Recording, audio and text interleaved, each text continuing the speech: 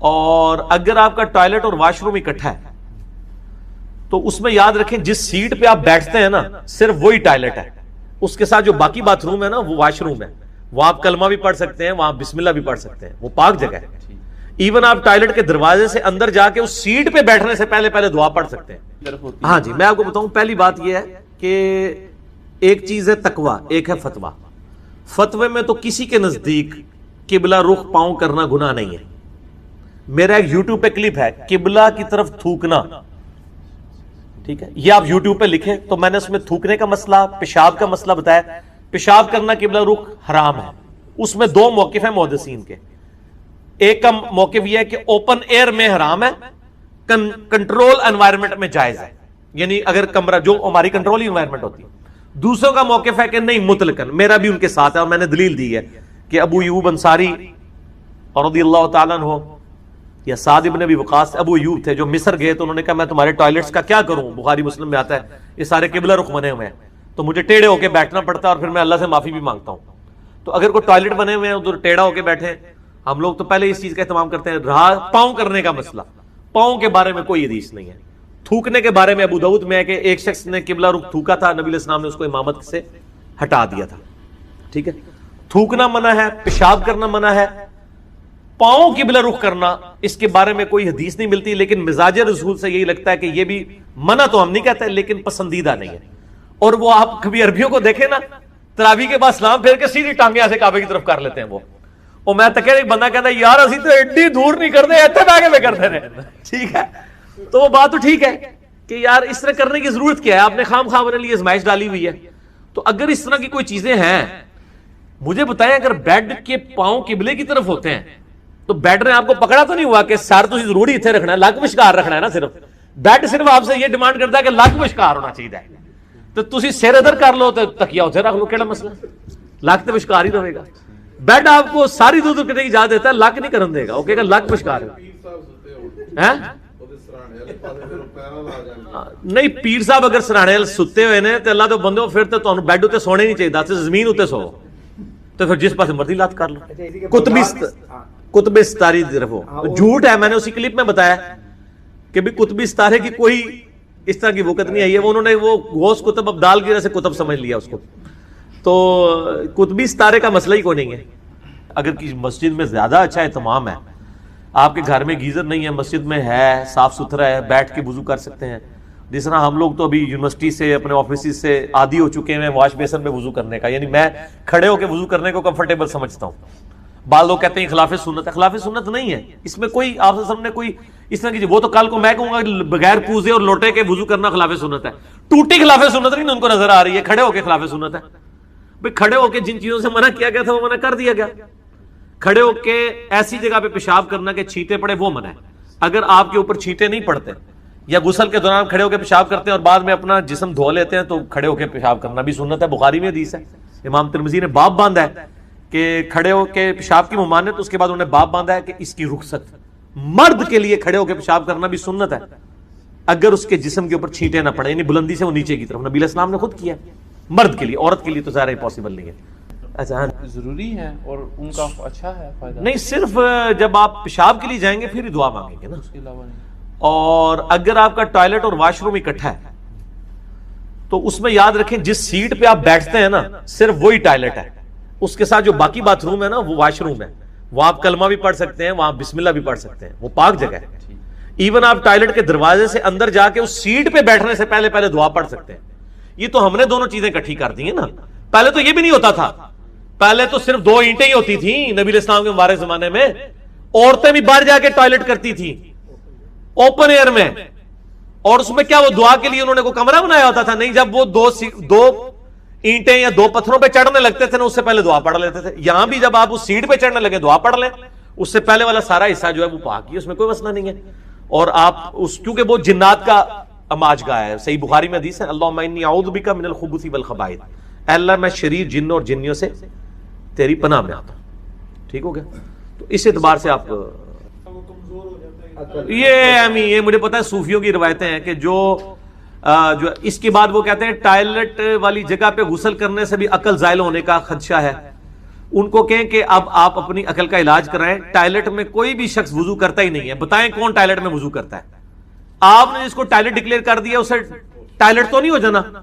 Toilet شریعت کی روح سے صرف وہ سیٹ ہے WC, اور وہ کمبورڈ ہے جس پہ آپ بیٹھتے ہیں, اس کے بعد جتنی جگہ وہ ٹائلٹ نہیں ہے. اگر کہیں وہ بھی ٹائلٹ ہے, ہم نے ڈکلیئر کیا ہوا, آپ کے ڈکلیئر کرنے سے تو نہیں ہوگا. ان کو پوچھے کہ نبی علیہ السلام کے مبارک زمانے میں تو صرف 2 اینٹوں اور پتھروں میں بیٹھتے تھے, تو ٹائلٹ پیچھے سے سٹارٹ ہوتا تھا, اوپن ایئر میں بیٹھ کے کرتے تھے, تو وہ تو پھر سارے ہی ٹائلٹ ہو گیا. ٹھیک ہے نا, یہ بات بالکل غلط ہے. تو وہ کوئی عقل نہیں زائل ہوتی ہے اس جگہ پہ, اور اس جگہ بیٹھ کے کوئی بھی نہیں وضو کرتا. میں نے آج تک کوئی بندہ نہیں دیکھا کہ WC کی سیٹ پہ بیٹھ کے وضو کر رہا ہو. وہ لادہ سے وہ لگا ہوا ہوتا ہے واش بیسن, تو اس میں شمار ہی نہیں ہوتا. یہ میں آلریڈی کئی بار ڈسکس کر چکا ہوں. ہاں جی, وہ لوگ پڑھ لکھ گئے ہیں مرزا صاحب, پڑھ لکھ گئے لوگ. اب آ جائیے دوسری چیز کی طرف جو ہے وضو.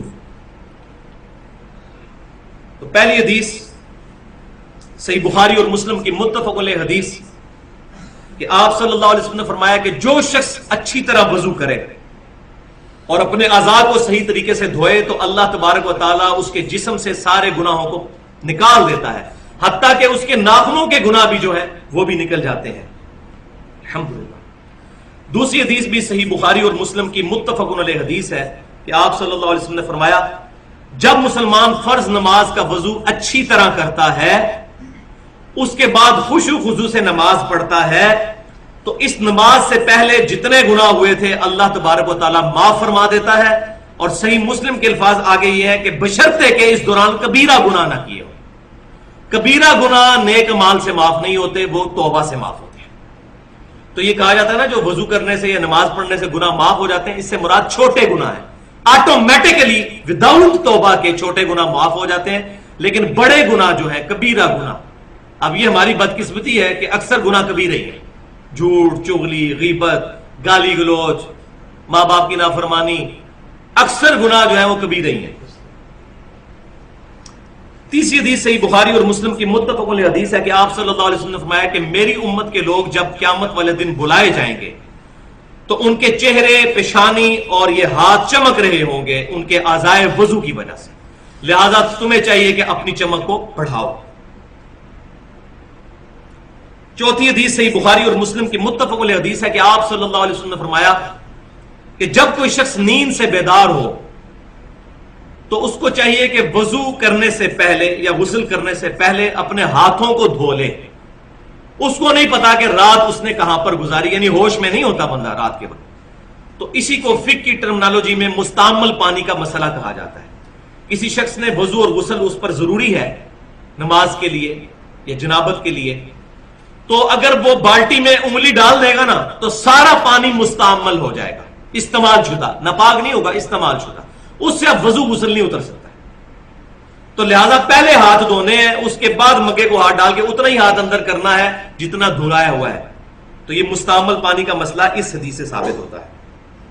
استعمال شدہ پانی ہو گیا تو پھر لہذا انڈیلیں گے پہلے پانی کو, ہاتھ دھوئیں گے. یہ مسئلہ ہے جب برتن سے کریں, ہمارے لیے پرابلم نہیں, ہم نے ٹوٹی سے کرنا ہوتا ہے یا شاور سے, اس میں ایشو ہے ہی نہیں الحمدللہ.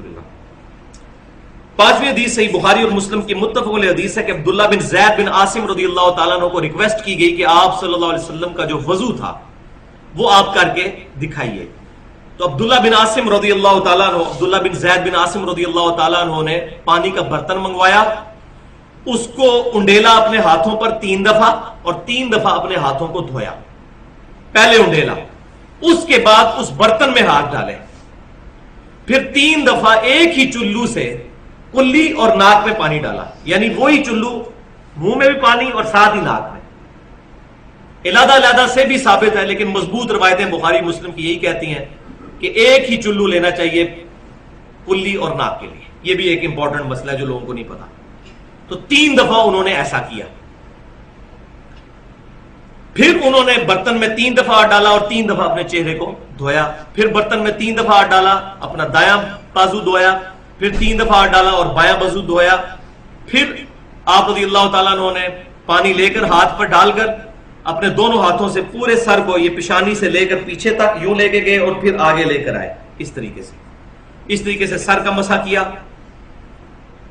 اور اس کے بعد آپ رضی اللہ تعالیٰ عنہ نے فرمایا میں نے وہی وضو کیا ہے جو آپ صلی اللہ علیہ وسلم وضو فرمایا کرتے تھے. چھٹی حدیث رسول اللہ صلی اللہ علیہ وسلم سے صحیح بخاری میں ہے کہ اعضائے وضو کا ایک ایک بار دھونا بھی ثابت ہے، دو دو بار دھونا بھی، اور تین تین بار دھونا۔ قرآن پاک میں تو ایک دفعہ کا ذکر آیا ہے، لیکن احادیث میں تین تک بھی ثابت ہے، تین تین دفعہ بھی دھویا جا سکتا ہے۔ اب کچھ احادیث وضو میں احتیاط سے متعلق، یہ بہت امپورٹنٹ احادیث ہے۔ پہلی حدیث صحیح مسلم سے کہ مکہ سے مدینہ شریف کی طرف جاتے ہوئے آپ صلی اللہ علیہ وسلم نے راستے میں ایک جگہ پڑاؤ کیا تو صحابہ اکرام علیہم رضوان نے وضو کیا عصر کی نماز ادا کرنے کے لیے۔ تو کچھ صحابہ نے تیزی میں وضو کیا اور ان کی ایڑیاں جو ہیں وہ چمکتی ہوئی نظر آ رہی تھی۔ تو آپ صلی اللہ علیہ وسلم نے فرمایا کہ بے شک ایڑیوں کو خشک رہنے کی وجہ سے عذاب دیا جائے گا، وضو احتیاط کے ساتھ کیا کرو۔ تو اس سے بھی یہ بات پتہ چل گئی کہ وضو میں پاؤں کا دھونا ہی ضروری ہے، اور اس میں ایڑیوں کی خصوصاً سخت جگہ ہوتی ہے، سردیوں کے موسم میں اس کو صحیح طریقے سے ملنا چاہیے۔ دوسری حدیث جامعہ ترمذی اور سنن ابن ماجہ میں ہے کہ آپ صلی اللہ علیہ وسلم نے فرمایا کہ جب کبھی بھی تم وضو کرو تو اپنے ہاتھ اور پاؤں کی انگلیوں کا خلال بھی کرو۔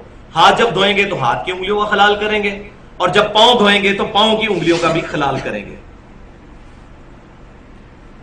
اب احتیاط کا مطلب یہاں پر میں ایک چیز بتا دوں کہ یہ وضو کرتے ہوئے احتیاط کا مطلب اسراف بھی نہیں ہونا چاہیے اور کنجوسی بھی نہیں ہونی چاہیے، کیونکہ صحیح حدیث ہے بخاری اور مسلم کی متفق علیہ حدیث ہے کہ آپ صلی اللہ علیہ وسلم ایک مد پانی سے وضو فرما لیا کرتے تھے، 600 گرام، یعنی آپ کی جو 1.5 لیٹر کی بوتل ہے اس کو آدھا کر لیں، اس سے آپ صلی اللہ علیہ وسلم وضو فرما لیا کرتے تھے۔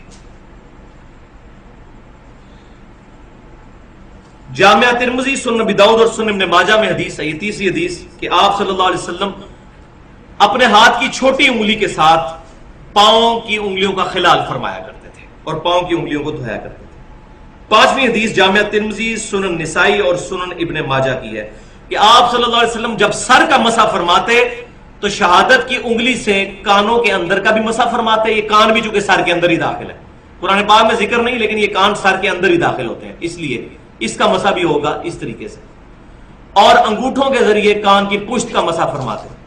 لیکن یہ جو گردن کا مسح ہے یہ کسی ضعیف حدیث سے بھی ثابت نہیں ہے، اور مزے کی بات ہے فقہ حنفی کی جو اردو میں معتبر ترین کتاب ہے، 27 سال میں مفتی امجد علی صاحب نے لکھی بہار شریعت، اس میں بھی لکھا ہوا ہے کہ گردن کا مسح مستحب ہے۔ ان کی بھی جرت نہیں ہوئی کہ اس کو سنت لکھیں، لہذا گردن کا مسح کوئی ثابت نہیں، مستحب بھی انہوں نے اپنے بزرگوں کی وجہ سے لکھ دیا۔ قرآن اور حدیث کے اندر کہیں بھی ثابت نہیں کہ نبی صلی اللہ علیہ وسلم نے گردن کا کبھی مسح کیا ہو۔ تو یہ بہت امپورٹنٹ بات ہی میں نے بتا دی، گردن کا مسح نہیں، سر پورے کا مسح، یوں آگے سے پیچھے اور پیچھے سے آگے اور یوں، بس یہ ہے، دیٹس آل۔ چھٹی حدیث سنن نسائی میں اور سنن دارمی میں صحیح سند کے ساتھ کہ سیدنا علی رضی اللہ تعالیٰ عنہ نے دائیں ہاتھ سے ناک میں پانی ڈالا اور بائیں ہاتھ کی چھوٹی انگلی سے ناک کی صفائی کی۔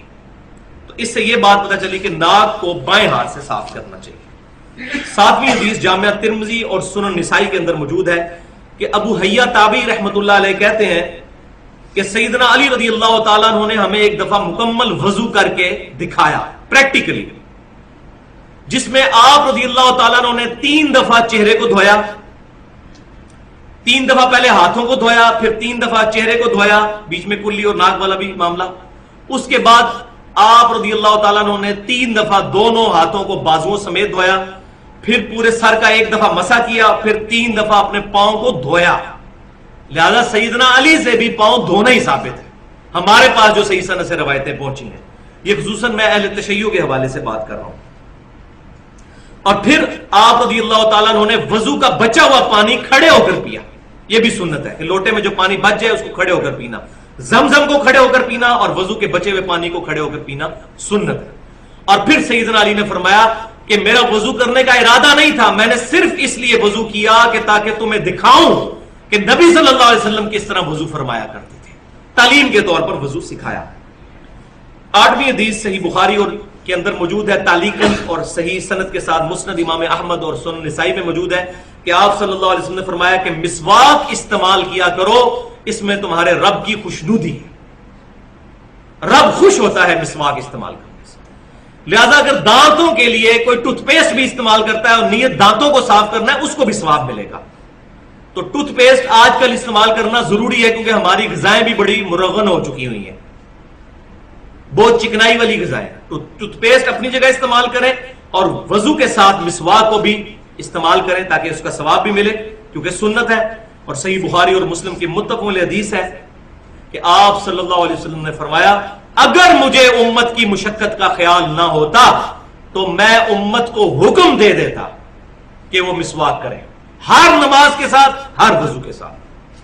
لیکن آپ صلی اللہ علیہ وسلم نے امت پر شفقت فرمائی اور اس چیز کو obligatory نہیں رکھا, آپشنل رکھ دیا. لیکن اس سے یہ رزلٹ نہیں نکالنا چاہیے کہ انسان اس سنت کو چھوڑ دے. اس کا یہ مطلب ہے کہ سنت بہت اہم ہے, اس پر عمل کیا جائے. اب 16ویں حدیث صحیح مسلم میں ہے کہ نبی صلی اللہ علیہ وسلم نے فرمایا کہ جو شخص وضو کرنے کے بعد پڑھ لے اشہد ان لا الہ الا اللہ وحدہ لا شریک لہ واشہد ان محمدا عبدہ ورسولہ, اللہ تعالیٰ جنت کے 8 دروازے اس کے لیے کھول دیتا ہے. الحمدللہ. اس میں آسمان کی طرف دیکھنا, انگلی اٹھانا شرط نہیں, وہ روایتیں بالکل ضعیف ہیں. صحیح مسلم میں بس اتنے ہی الفاظ ہیں کہ 8 دروازے کھل جائیں گے یہ دعا پڑھنے سے. اور 17ویں حدیث سنن نسائی الکبریٰ کے اندر صحیح سند کے ساتھ ہے کہ آپ صلی اللہ علیہ وسلم نے وضو کے بعد یہ دعا بھی پڑھی ہے سبحانک اللہم و بحمدک اشہد ان لا الہ الا انت استغفرک و اتوب الیک. اور ساتھ تابعی کے اقوال بھی موجود ہے, قول بھی, کہ جو شخص یہ پڑھے گا اللہ تعالیٰ اس دعا کو قیامت تک کے لیے اس کو محفوظ کر کے رکھ دے گا اور قیامت تک اس کا اجر عظیم عطا فرمائے گا. تو یہ محفل سے اٹھنے کی جو دعا ہے یہ وہی والی دعا وضو کے بعد بھی ثابت ہے. دیکھ لیں. اب میرے ایمان کا تقاضا ہے کہ میں چلتے چلتے وضو کی جب بات ہوئی ہے تو اب میں آخری حدیث اپنے ایمان کو تازہ کرنے کے لیے بیان کر دوں. صحیح بخاری میں کتاب الشروط چیپٹر میں 4تھی حدیث ہے. سیدنا اربا بن مسعود رضی اللہ تعالیٰ عنہ جو اس وقت تک مسلمان نہیں ہوئے تھے, صلح حدیبیہ کے موقع پر وہ کافروں کی طرف سے ایجنٹ بن کر نبی صلی اللہ علیہ وسلم کے پاس آئے اور جو کچھ پھر انہوں نے دیکھا وہ وجد آمیز منظر ہے. اربا بن مسعود کہتے ہیں کہ میں نبی صلی اللہ علیہ وسلم کی طرف ڈائریکٹ تو دیکھتا نہیں تھا, تو کنکھیوں سے ایسے ایسے کر کے دیکھتا تھا. ایسے ڈائریکٹ دیکھتے تو ظاہر روپ پڑتا تھا جناب, دل ہلتا تھا. پیغمبر کا چہرہ یہ جھوٹے کا چہرہ نہیں ہو سکتا. اور بعد میں وہ ایمان بھی لے آئے. اور صحیح مسلم میں حدیث ہے کہ عیسیٰ بن مریم کی شکل اربا بن مسعود سے ملتی ہے. یہ وہ اربا بن مسعود ہے جو بعد میں مسلمان بھی ہوئے. پھر عبداللہ بن مسعود کے چھوٹے بھائی, وہ کہتے ہیں کہ میں کنکھیوں سے یوں تھوڑی دیر بعد یوں کر کے دیکھتا تھا. کہتے ہیں اللہ کی قسم میں بڑے بڑے بادشاہوں کے دربار میں گیا, میں نے کسی بھی بادشاہ کی اتنی تعظیم نہیں دیکھی جتنی محمد صلی اللہ علیہ وسلم کے اصحاب محمد صلی اللہ علیہ وسلم کی کرتے ہیں. خدا کی قسم نبی صلی اللہ علیہ وسلم جب وضو فرماتے ہیں تو وہ آپ صلی اللہ علیہ وسلم کے وضو کا پانی نیچے نہیں گرنے دیتے. آپ صلی اللہ علیہ وسلم کا بلغم شریف بھی صحابہ کے ہاتھوں پر آتا ہے, اور اگر کسی صحابی کو نہیں ملتا تو وہ دوسرے کے ہاتھوں سے مل کر اپنے چہرے پر ملتا ہے. اور قریب تھا کہ نبی صلی اللہ علیہ وسلم کا تھوک مبارک حاصل کرنے کے لیے آپس میں لڑ پڑے. اور جب آپ صلی اللہ علیہ وسلم بات کرتے ہیں تو اتنی تعظیم سے سنتے ہیں اور اتنی خاموشی سے کہ گویا پرندے ان کے سروں پر بیٹھے ہوئے ہیں. اور آپ صلی اللہ علیہ وسلم کے روب کی وجہ سے نظریں اٹھا کر آپ صلی اللہ علیہ وسلم کی طرف نہیں دیکھتے. کہتے ہیں میں بڑے بڑے بادشاہوں کے دربار میں گیا لیکن کسی کی ایسی عزت میں نے نہیں دی. لیکن آج وہ بدبخت بھی ہیں کہ جنہوں نے اپنے صوفیاء اور بزرگوں کے بارے میں چیزیں منسوخ کی ہیں, ان کے وضو کا پانی اور جھوٹا پیتے ہیں اور اس کو کمپیئر کرتے ہیں نبی صلی اللہ علیہ وسلم کے ساتھ. ایسے ظالموں کو تو انشاءاللہ قیامت والے دن اللہ تعالیٰ ہی پوچھے گا سبحانک اللہم و بحمدک اشہد ان لا الہ الا انت استغفرک و اتوب الیک. جو حق بات میں نے کہی اللہ تعالیٰ ہمارے دلوں میں راسخ فرمائے. اگر کوئی غلط بات میرے زبان سے نکل گئی جس بات میں اللہ تعالیٰ ہمارے دل سے محو کر دے, ہمیں کتاب و سنت اجماع کی تعلیمات پر عمل کرنے کی توفیق عطا فرمائے. بخاری اور مسلم دونوں میں حدیث ہے کہ اللہ کا ذکر کرنے والا زندہ کی مثل ہے اور ذکر نہ کرنے والا مردہ کی مثل ہے. یعنی وہ زندہ لاش ہے جو اللہ کا ذکر نہیں کرتا. جامع ترمذی میں حدیث ہے, ایک صحابی حاضر ہوئے, یا رسول اللہ مجھے کوئی ایسی نصیحت کریں کہ اس کے بعد مجھے کسی چیز کی ضرورت نہ رہے. نبی علیہ السلام نے کہا کہ تیری زبان ہر وقت اللہ کے ذکر سے تر ہے, بس یہ نصیحت تھی. یعنی صرف نماز کی حد تک نہیں, عام حالت. اچھا ذکر کے لیے زبان ہلانا بھی ضروری نہیں ہے, دل میں بھی ذکر ہو سکتا ہے. اللہ کو یاد کرنا بھی ذکر ہے, غور و تفکر کرنا بھی ذکر ہے. اصل چیز ہے گاڈ اورینٹڈ ہو. بخاری مسلم میں حدیث ہے, جب تم نماز پڑھ کے اسی جگہ پہ بیٹھے رہتے ہو نا جہاں پہ نماز پڑھی تھی, اسی مصلے کے اوپر, جب تک وضو نہیں ٹوٹتا نا, کچھ ذکر نہ بھی کرو تب بھی فرشتے دعائے رحمت تمہارے لیے کرتے رہتے ہیں. حتیٰ کہ بخاری مسلم میں آیا کہ جو شخص نماز کے انتظار میں ہے نا, اللہ تعالیٰ اسے بھی نماز کے اندر ہی شمار کر لیتا ہے. دیکھیں اللہ تعالیٰ کی رحمت ہے. یعنی یہ تو ایک نہ ختم ہونے والا سلسلہ ہے. بخاری مسلم دونوں میں حدیث ہے, میں اپنے بندے کے گمان کے قریب ہوں جیسا کہ میرے بارے میں گمان کرے. جب وہ مجھے دل میں یاد کرتا ہے میں اسے دل میں یاد کرتا ہوں. جب وہ مجھے کسی مجلس میں یاد کرتا ہے نا تو میں اس سے بہتر مجلس میں اسے یاد کرتا ہوں. جب وہ میری طرف ایک بالش بڑھتا ہے میں اس کی طرف ایک ہاتھ بڑھتا ہوں. جب وہ میری طرف چل کے آتا ہے میں اس کی طرف دوڑ کر آتا ہوں. تو یہ حدیث قدسی ہے بخاری مسلم دونوں میں, اور اسپیسیفکلی یہ قرآن حکیم کی درس و تدریس کے حوالے سے ذکر ہوا تھا کہ ایسی مجلس میں فرشتے حاضر ہوتے ہیں, اور جب اللہ کے پاس جاتے ہیں, حالانکہ اللہ جانتا ہے, پھر بھی پوچھتا ہے کہ میرے بندوں کے پاس گئے تھے کس حالت میں پایا. وہ بتاتے ہیں یہ حالت تھی. پھر اللہ تعالیٰ پوچھتا ہے مجھ سے کیا مانگ رہے تھے, فرشتے بتاتے ہیں کہ بندے جنت مانگ رہے تھے. اللہ تعالیٰ پوچھتا ہے کیا جنت دیکھی انہوں نے, کہتے ہیں نہیں, اگر دیکھ لیتے تو اس سے بھی زیادہ مانگتے. اور کیا کہتے تھے, جہنم سے آزادی مانگ رہے تھے. کیا جہنم دیکھی میرے بندوں نے, نہیں, اگر دیکھ لیتے اس سے بھی زیادہ اشد و سے مانگتے. اللہ تعالیٰ فرماتا ہے تم گواہ ہو جو میں نے سب کو معاف کر دیا. اچھا, وہ فرشتے کہتے ہیں یا اللہ ایک بندہ ایسا تھا جو ویسے ہی وہاں پہ آ گیا تھا, اس کی نیت نہیں تھی لیکن وہ ان کی مجلس میں بیٹھا تھا. اللہ تعالیٰ فرماتا ہے کہ یہ لوگ ہی ایسے ہیں کہ جو ان کی مجلس میں بھی بیٹھ جائے نا ان کو بھی میں نے بخش دیا. وہ جو کہہ رہے ہوتے ہیں نا غوث پاک کے درس میں بھی اگر کوئی بیٹھ گیا, کہانیوں میں نہیں میرے بھائی, درس قرآن میں, وہ چاہے غوث پاک دے رہے ہو یا کوئی انجینئر پاک دے رہے ہو یا کوئی ڈاکٹر پاک دے رہے ہو, اگر اخلاص کے ساتھ کوئی اللہ کا ذکر کر رہا ہے, خالص توحید بتا رہا ہے, قرآن و سنت کی تعلیمات بتا رہا ہے, اس کی مجلس میں بیٹھنے والے کے لیے جنت کا راستہ آسان ہو جائے گا. وہ تو حدیث ہے صحیح مسلم کے اندر کہ جو علم کے راستے پہ چلتا ہے اللہ تعالیٰ جنت کا راستہ اس کے لیے آسان کر دیتا ہے. یہ تو بالکل اسٹیبلش چیز ہے. تو یہ ذکر ایسا معاملہ ہے کہ کوئی دل میں بھی یاد کرتا ہے نا, اللہ اس کو پھر دل میں یاد کرتا ہے. فَاذْكُرُونِي أَذْكُرْكُمْ, یہ تو قرآن میں سورۃ البقرہ میں ہے, اے میرے بندے مجھے یاد کر میں تیرا ذکر کروں گا, اور اس سے بہتر مجلس میں کروں, فرشتوں کی مجلس میں کروں. اور انسان کی کتنی خوش نصیبی ہے کہ انسان اللہ کو یاد کرے, اللہ تعالیٰ اس کے رسپانس میں اسے یاد کرتا ہے. انسان کا اللہ کو یاد کرنا یہ چھوٹی چیز ہے, اللہ کا اپنے بندے کو یاد کرنا یہ بڑی چیز ہے. سنن ابن ماجہ میں حدیث ہے, اور یہ تعلیقاً امام بخاری بھی یہ حدیث لے کے آئے ایک چیپٹر کی ہیڈنگ میں, اور یہ اتنی رکت انگیز حدیث ہے کہ اس حدیث کو میں نے اپنے اسکار کارڈ میں بھی شامل کیا ہے کہ میں اپنے بندے کے ساتھ ہوتا ہوں اس وقت جب وہ میرا ذکر کر رہا ہوتا ہے اور اس کے ہونٹ میرے ذکر کی وجہ سے ہل رہے ہوتے ہیں. زبان سے ذکر کرنا یہ سب سے افضل ذکر ہے کیونکہ اس میں آپ کی زبان, اعضاء, دل, دماغ سب کچھ شامل ہو جاتا ہے. دل میں بھی ذکر کرنے کا ثواب ہے لیکن زبان سے کرنا افضل ہے. اسی لیے آپ دیکھیں جو آبلیگیٹری چیزیں ہیں وہ اللہ تعالیٰ نے زبان کے ساتھ جوڑ دی ہیں. یعنی نماز آپ دل میں نہیں پڑھ سکتے, زبان سے پڑھنی ہے, اور کم از کم اتنی آواز سے کہ وہ خود آپ محسوس کر رہے ہو. محسوس سے مراد یہ نہیں ہے کہ 10 نمازی دیر تک سن رہے ہیں, نہیں, محسوس سے مراد ہے کہ آپ کو فیل ہو رہا ہے کہ آپ کو اپنی زبان سے پڑھ رہے ہیں. اس طریقے سے جانور قربان کرنا ہے تو تکبیر اتنی آواز سے کہنی ہے کہ آپ کے کان خود سن رہے ہو. جو آبلیگیٹری چیزیں ہیں وہ اللہ تعالیٰ نے زبان کے ساتھ جوڑی ہوئی. زبان کا ذکر بہرحال دل کے ذکر سے افضل ہے. باقی ریاکاری والا جو ایشو ہے وہ ہر شخص کا ایک پرسنل معاملہ ہے, کسی کے اوپر ہم فتویٰ نہیں لگاتے, لیکن جو اللہ تعالیٰ نے آبلیگیٹری نمازیں رکھ دی ہیں وہ تو اتنی اعلانیاں رکھی ہوئی ہیں کہ خود بخود ریاکاری کا چانس ہے, تو وہ ریاکاری نہیں ہے. بعض اوقات شیطان کسی کو وسوسہ دلاتا ہے میں جماعت سے نماز پڑھوں گا یا مسجد میں زیادہ دیر بیٹھوں گا تو باقی لوگ کہیں گے کہ جی یہ لوگ بڑا نیک ہو گیا ہے, تو اس سے میرے دل میں تکبر آ جائے گا. یہ شیطانی وسوسہ ہوتا ہے نا, اس طرح نہیں سوچنا کبھی بھی.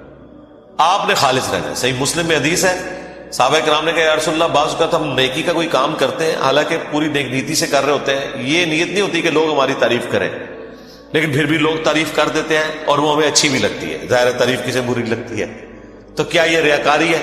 آپ نے فرمایا نہیں, یہ ریاکاری نہیں ہے, بلکہ یہ دنیا میں اللہ تعالیٰ کا انعام ہے اپنے بندے کے لیے کہ کسی بندے کی تعریف کوئی کر دے. لیکن دوسری طرف نبی علیہ السلام نے اس بندے کے لیے یہ کہا ہے کہ کسی کے منہ پہ ایسی تعریف نہیں کرنی ہے کہ وہ تکبر کے اندر مبتلا ہو جائے. جس کی ہو رہی ہے اس نے خواہش کا اظہار نہیں کرنا کہ لوگ میری تعریف کریں. تو یہ باریک سے فرق ہوتے ہیں جس کی وجہ سے بعض اوقات شیطان, میں نے کئی لوگوں کو سنا ہے کہ جی ہم نے داڑھی رکھ لی تو پھر لوگ مسائل پوچھیں گے, لوگ ہمیں نیکوکار کہیں گے, اس لیے جی ہم داڑھی نہیں رکھ رہے. پھر وہ قرآن و حدیث سے سب سے بڑی دلیل دینا شروع کر دیتے ہیں, جی ڈاکٹر اقبال کی بھی داڑھی نہیں تھی. قرآن و حدیث ان کے نزدیک یہ ہے کہ ڈاکٹر اقبال کی داڑھی نہیں تھی, اور پوری زندگی ڈاکٹر اقبال کو یاد کرتے مر جاتے ہیں. اللہ کے نبی علیہ السلام کو پس پش ڈال دیتے ہیں. کئی لوگ ہیں وہ کہتے ہیں کہ جی وہ جی ہاں نبی علیہ السلام خواب میں زیارت کروا کے خود منو ایک بار بھی کہہ دینا میں داڑھی رکھ لینی ہے, تو میں وہ کہتا ہوں وہ 1400 سال پہلے کہہ کے گئے ہیں بھائی. اور اس سے بھی بڑھ کر اللہ قرآن میں کہہ گیا سورہ النساء کی آیت نمبر 119 کہ یہ شیطان کا راستہ ہے, کہ شیطان کہے گا. اس نے یہ وعدہ کیا تھا اپنے رب کے ساتھ, وَلَآمُرَنَّهُمْ فَلَيُغَيِّرُنَّ خَلْقَ اللَّهِ, اے اللہ میں تیری مخلوق کو ابھاروں گا کہ وہ تیری بنائی ہوئی تخلیق کو بدل دیں گے. تو یہ تخلیق اللہ نے دی تھی مرد کے لیے. اتنی داڑھی رکھنا کہ جسے عرف عام میں داڑھی کہا جائے, یہ مرد کے لیے اوبلیگیٹری. تو ہر بندے نے کوئی نہ کوئی اپنے لیے لیم ایکسکیوز رکھا ہوا ہوتا ہے. تو میں ان کو بھی کہتا ہوں بھائی 1400 سال پہلے حکم ہو چکا ہے بھائی, اب کس حکم کا آپ انتظار کر رہے ہیں. تو بعض اوقات شیطان یہ بھی وسوسہ دلاتا ہے کہ جی اگر میں جماعت سے نماز پڑھوں گا تو لوگ کہیں گے یہ بڑا نیکوکار ہے, لہٰذا میں گھر میں ہی پڑھ لیتا ہوں. نہیں بھائی, جو فرض چیزیں وہ آپ نے حکم پہ عمل کرنا ہے, اپنی عقل کو اس میں دخل نہیں دینا. اب داڑھی بھی سامنے نظر آ رہی ہے, داڑھی تو ظاہر چہرے پہ رکھی جائے گی نا, پیٹ میں تو صرف بزرگوں کی داڑیاں ہوتی ہیں, ہاں بابوں کی, اور جو کتابوں کے ماننے والے ہیں ان کی داڑھی تو باہر ہوتی ہے, وہ تو سامنے رکھنی ہوگی. اسی طریقے سے نماز بھی لوگوں کے سامنے ہی پڑھنی پڑے گی جماعت سے. یہ تو ہو ہی نہیں سکتا کہ آپ کہ میں نے جماعت سے نماز نہیں پڑھنی ہے, گنہگار ہوں گے. یہ مرد کے لیے میں کہہ رہا ہوں, عورت تو ظاہر ہے اس کے لیے تو حکم ڈفرینٹ ہے.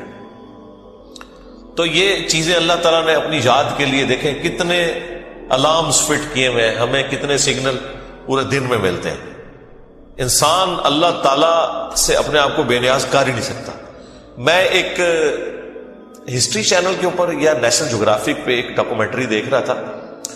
ایک کوئی نان مسلم تھا, تو وہ مختلف مسلمان اسکالرز کے پاس تھا امریکہ میں, انٹرویو کرنے جا رہا تھا کہ ہمیں آپ ریلیجن کے بارے میں بتائیں کہ اسلام کیا ہے.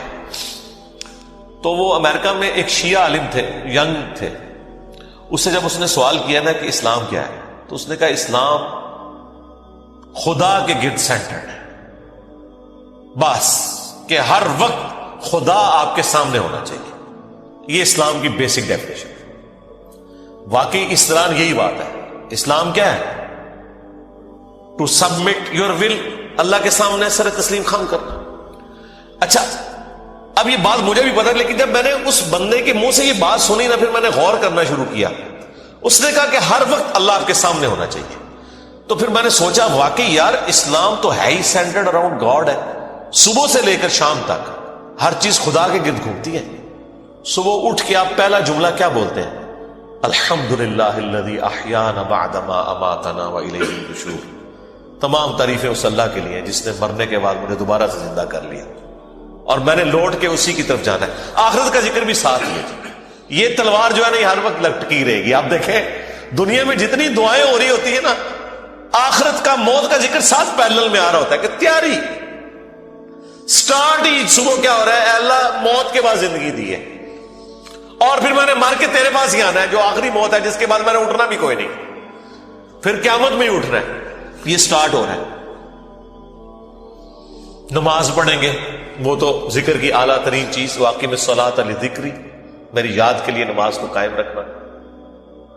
اور نماز کے بعد بھی اذکار, نماز کے اندر بھی اذکار, مسجد میں جانے کی دعا, وہ بھی گاڈ اورینٹڈ, مسجد سے نکلنے کی دعا، ٹوائلٹ گئے ہیں تو اس میں جانے کی دعا، اس سے نکلنے کی دعا، پھر گھر سے نکلے ہیں پھر اللہ کو یاد کر کے نکلے ہیں، جہاں جا رہے ہیں اپنا کوئی کام سٹارٹ کر رہے ہیں تو اللہ کے نام سے سٹارٹ کر رہے ہیں، اور ساتھ یہ ٹینشن لگی ہوئی ہے کہ فجر تو پڑھ لی ہے، اب زور کا وقت اتنے بجے ہے، اپنے آپ شیڈیول کو سیٹ کرتے ہیں تاکہ میں جماعت سے نماز پڑھ سکوں، تو بس جو یہ شیڈیول طے کر رہا ہے نا وہ بھائی فجر سے لے کے زور تک نماز کی حالت میں ہے، کیونکہ وہ نماز کے انتظار میں بیٹھا ہے۔ نماز کے انتظار میں بیٹھنے کے لیے مسجد میں بیٹھنا ضروری نہیں ہے، کوئی اپنے آفس میں بھی بیٹھا ہے نا اس انتظار میں کہ میں نے نماز کے لیے جانا ہے، وہ نماز کے انتظار میں بیٹھا ہوا ہے، پھر نماز کا وقت آ جاتا ہے، پھر بازار میں جانے کی دعا، سواری پہ بیٹھے تو اس پہ دعا، وہ ساری دعائیں ذرا آپ پڑھیں، کوئی بزرگ بابا آپ کو ان دعاؤں میں نظر نہیں آئے گا، خدا سے شروع ہو کے خدا بھی ختم۔ یہ کائنات سینٹرڈ اراؤنڈ گاڈ ہے، ہماری زندگی کا مقصد خدا کی پہچان ہے، انبیاء کے دنیا میں آنے کا مقصد خدا کی پہچان ہے، ہر چیز خدا کے گرد گھومتی ہے۔ یہ اصل میں اللہ کو مطلوب انسان ہے جو سینٹرڈ اراؤنڈ گاڈ۔ تو آپ اس کے ذرا ٹیسٹ کو فیل کریں۔ الذین آمنوا، جو لوگ ایمان لائے، وتطمئن قلوبہم بذکر اللہ، اور مطمئن ہوتے ہیں ان کے دل اللہ ہی کی یاد سے۔ الا بذکر اللہ تطمئن القلوب، آگاہ ہو جاؤ کہ دلوں کا سکون ہے ہی اللہ کی یاد میں۔ یہ اللہ تعالیٰ نے سکون رکھے اس کے اندر۔ سکون سے مراد یہ نہیں ہے کہ دنیا میں آپ کو کوئی پریشانی نہیں آئے گی، اگر یہ مطلب ہو تو انبیاء کرام نے تو سب سے زیادہ بے سکونی دیکھی ہے۔ ہر آزمائش اللہ تعالیٰ نے ان کے اوپر ڈالی ہے اور وہ ثابت قدم ہے۔ مراد یہ کہ اگر کوئی آزمائش آئے گی تو وہ برداشت کرنا آسان ہو جائے گی۔ پھر دنیا حسنہ کیا ہے کہ دنیا میں اگر تکلیف بھی آئے تو صبر آ جائے گا کہ اللہ کی مرضی، انا للہ و انا الیہ راجعون۔ دیکھیں تکلیف میں بھی آپ کو یہ دعا سکھا دی گئی، ادھر بھی موت ہے، اے اللہ ہم تیری طرف سے آئے تھے، ہم نے بھی تیرے پاس ہی آ جانا ہے واپس، تو یہ تکلیف جو آئی ہے نا یہ بھی تو ایک نہ ایک دن ختم ہو جانی ہے۔ بڑی سے بڑی تکلیف بھی اس دن تو ختم ہو جانی ہے جس دن انسان کو موت آنی ہے۔ بیمار تھا تو جب بندہ ہی ختم ہو گیا تو بیماری بھی ختم ہو گئی۔ تو دیکھیں ہر جگہ گاڈ اورینٹڈ، اللہ کی طرف متوجہ رہنا۔ تو اس کے لیے اللہ تعالیٰ نے آپ کو پورا جو شیڈیول دیا ہوا ہے۔ ابھی تو یار ان لوگوں نے ہماری نمازوں کے مزے خراب کر دیے میں، کاش آپ کے اوپر وہ دریچہ کھل جائے جو ایک بند دریچہ ہے، وہ سال میں ایک دفعہ کھلتا ہے قیام اللیل کی شکل میں۔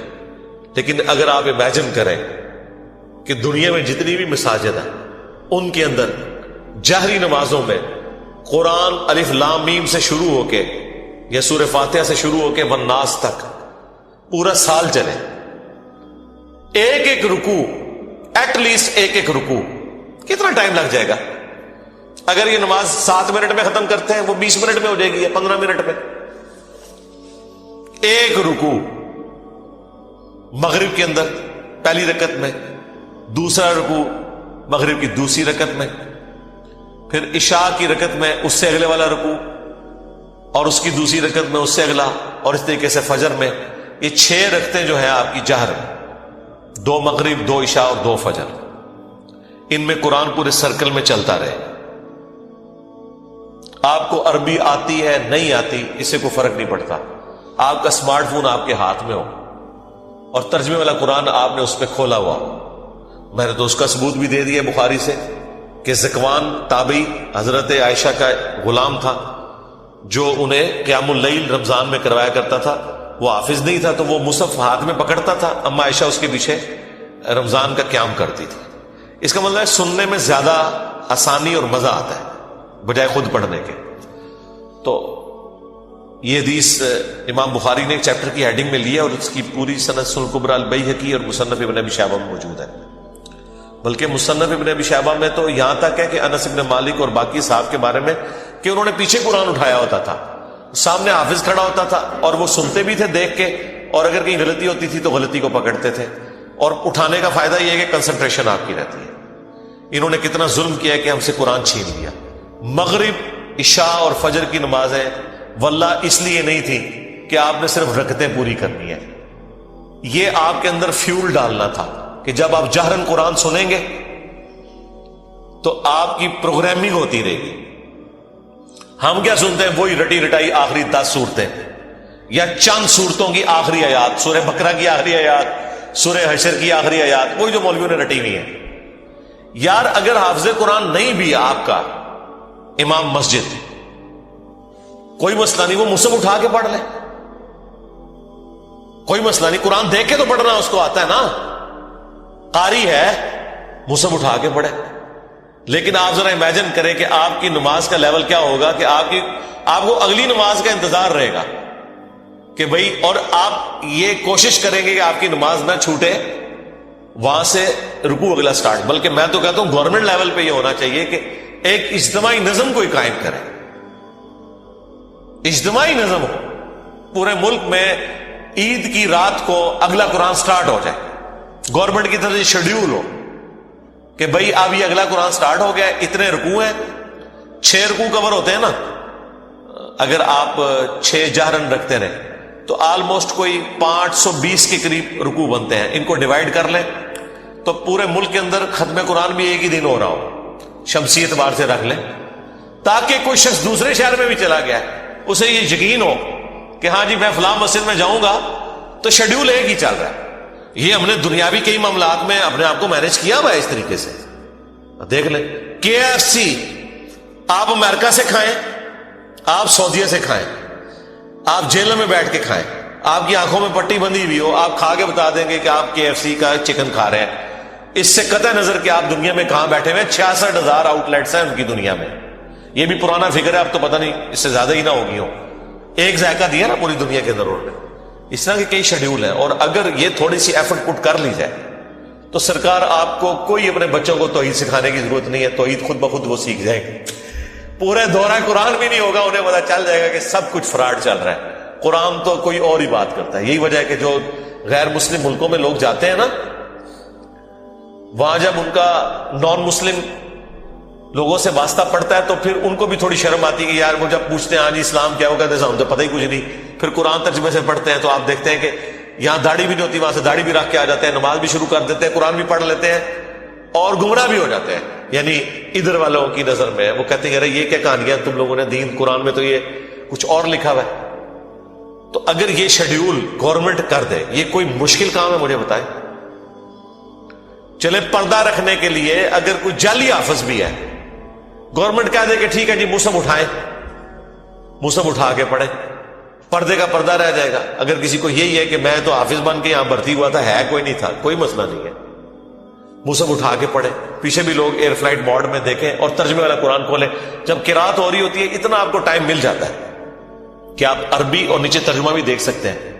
ویسے آپ اگر کوشش کریں نا کہ میں 6 رکوع روز کے ایک جگہ بیٹھ کے ترجمے سے پڑھوں، پھر پڑھ بیٹھے تو صحیح، کوئی نہ کوئی کام آپ کے آڑے آ جائے گا، کوئی نہ کوئی مصروفیت آڑے آ جائے گی۔ اسی لیے اللہ تعالیٰ نے اس کو نماز کا حصہ بنایا ہے۔ یہ لوگ پوچھتے ہیں کہ جی جہرن نمازیں کیوں ہیں، لو سن لو پھر اس واسطے کہ جہرن کہ قرآن کے ذریعے پروگرامنگ آپ کی ہوتی رہے، آپ قرآن سنتے رہے۔ اور ابھی تو میں آپ کو یہ بتا ہی نہیں رہا کہ نبی علیہ السلام کی نماز کتنی لمبی ہوتی تھی، فجر کی ایٹ لیسٹ 40 منٹ کی آپ کی فجر کی نماز ہوتی تھی۔ جی ہاں، میں تو ایک ایک رکوع کی بات کر رہا ہوں، وہاں تو پاؤ یا آدھا پارا پڑھنے کی بات ہے یا پارا پڑھنے کی بات ہے، چلے وہ نہیں ہے، ایک رکوع بھی کسی کی ہدایت کے لیے کافی ہے بھائی۔ 6 رکوع تو کور ہو گئے نا، 6 رکوع کا مطلب ہے کہ ایک پاؤ سے زیادہ اس کا پارا ہو گیا، ہر 4 دن کے اندر ایک پارا ختم ہو جایا کرے گا، ہر 4 دن کے اندر ایک پارا۔ تو اس کا مطلب ہے کہ یہ ایک مہینے کے اندر آلموسٹ کتنے پارے ہو جائیں گے جی؟ 7 پارے، اور 4 مہینے کے اندر آلموسٹ آپ کا ایک قرآن مکمل ہو جایا کرے گا۔ تو 4 مہینے میں اگر قرآن مکمل ہو رہا ہے تو سال میں 3 قرآن تو ویسے ہی ختم ہو جائے گا، چوتھا تراویح میں ہو جائے گا، 4 قرآن آپ کے۔ تو سرکار ایک سال نہیں، ایک دفعہ بھی قرآن سے کوئی گو تھرو ہو گیا، اور پھر اللہ نے کیا اس میں مزہ رکھا ہے کہ اتنی موٹی کتاب ہے کہ بوریت بھی نہیں ہوتی۔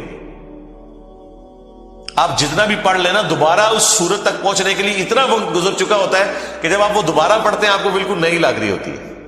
اگر یہ چھوٹی سی کتاب ہوتی ہے تو 2-4 بار پڑھ کے کوئی بوریت والا معاملہ ہو جاتا، لیکن اللہ تعالیٰ نے یہ چیز بھی رکھی، اتنی موٹی کتاب، اور ایک ایک سورت میں ایسی ملٹی ڈائریکشنل چیزیں رکھ دی ہیں واقعات علیحدہ سے رکھ دیے, حکمت کی باتیں الگ سے رکھ دی, آخرت کا ذکر علیحدہ سے رکھ دیا, ہر اعتبار سے اس میں ٹیسٹ رکھا. تو یہ قرآن ہماری زندگی میں آ سکتا تھا. اور یہ ویڈیو تو میں نے بہت پہلے ریکارڈ کی ہے کہ قرآن کو اپنی زندگی میں کیسے لایا جائے.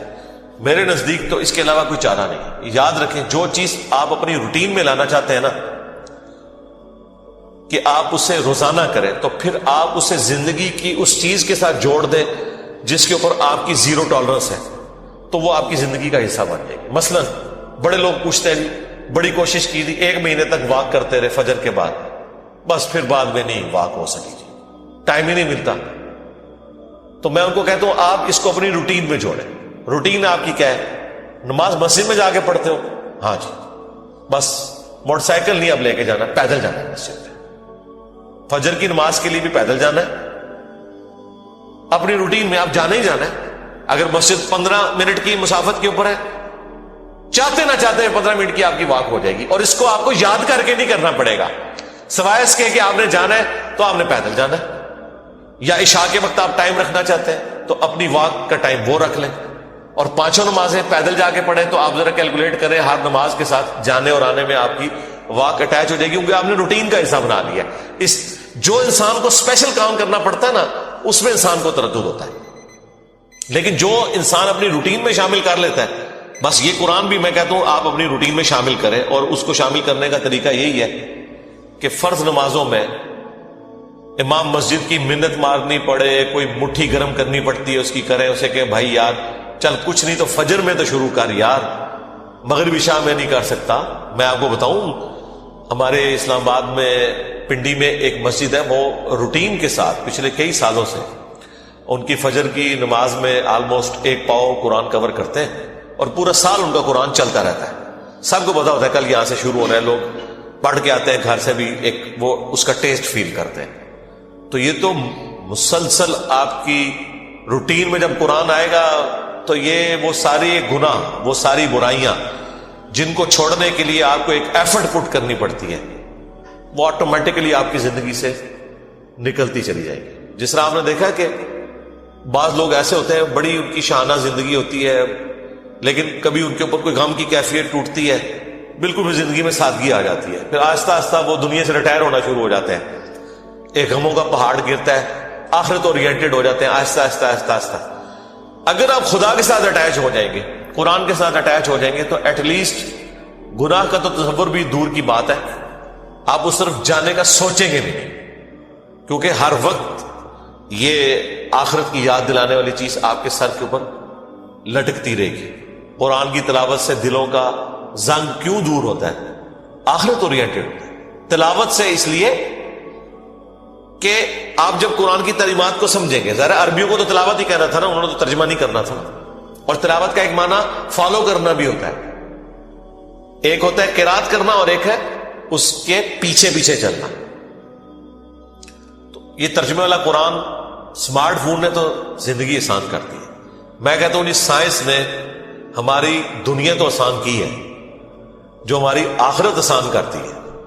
آپ امیجن کریں اس یوٹیوب کی برکت سے صدیوں میں جتنے لوگوں نے توحید قبول کی ہے, چند سالوں میں ہمارے پلیٹ فارم سے کر لی ہے, جو امید ہی کوئی نظر نہیں آ رہی تھی. اور یہ آپ نہ سمجھیں یہ لوگ ہیں, یہ نسلیں ہیں.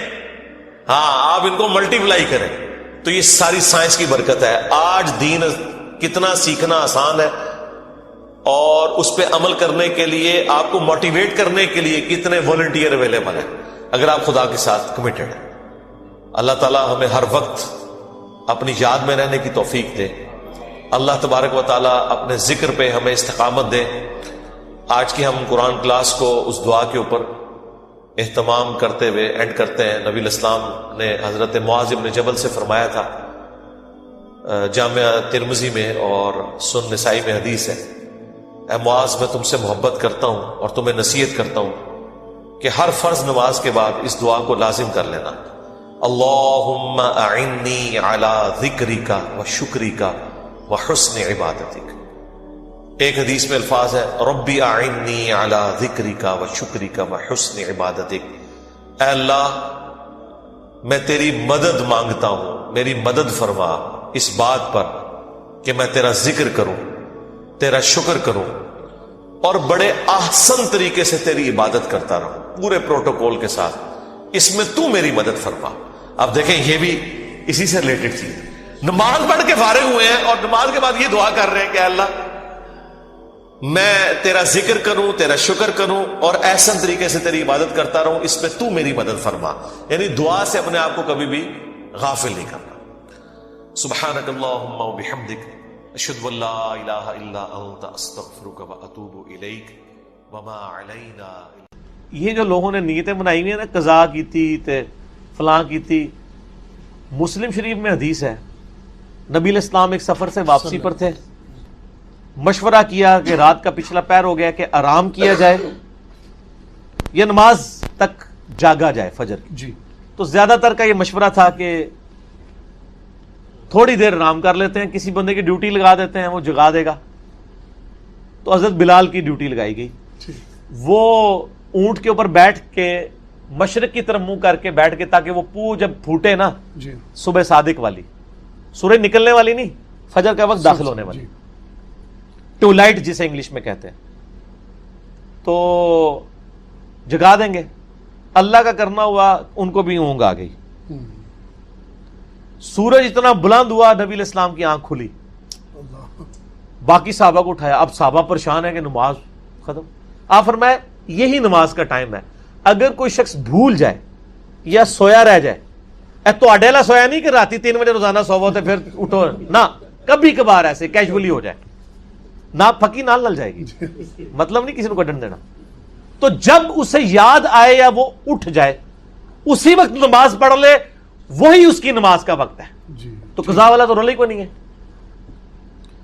تو آپ صلی اللہ علیہ وآلہ وسلم نے اذان دلوائی اور جماعت کے ساتھ سورج اوپر ہے فجر کی نماز پڑھائی. ٹھیک ہو گیا.